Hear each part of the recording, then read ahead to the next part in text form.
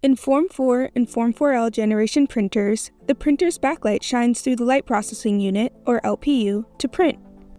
The exact lifetime of an individual LPU depends on total light energy that passes through the module, which in turn depends on the number of layers printed, material, and layer height. For example, the mean time to failure of the LPU is 600,000 layers when printing in Grey Resin V5 at 100 micron layer thickness.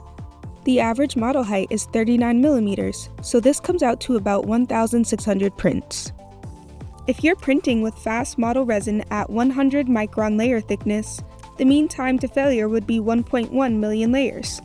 Using that same average model height, this would be about 2,800 prints.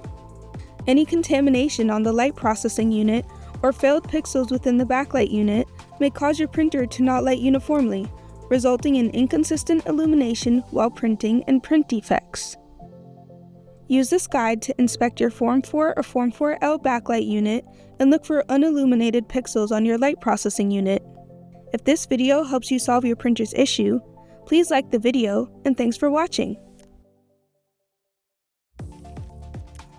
To start, on the printer's touchscreen, go to Settings, Tools, and Inspect Optics.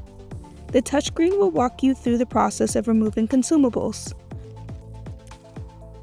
Remove the resin tank, mixer, build platform, and resin cartridge.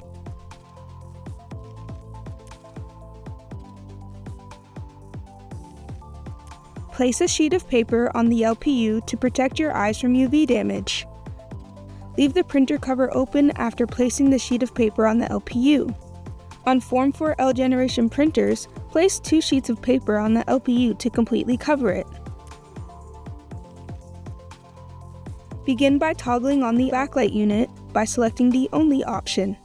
Inspect the sheet of paper. If the backlight and LPU are functioning normally, the paper should be uniformly lit.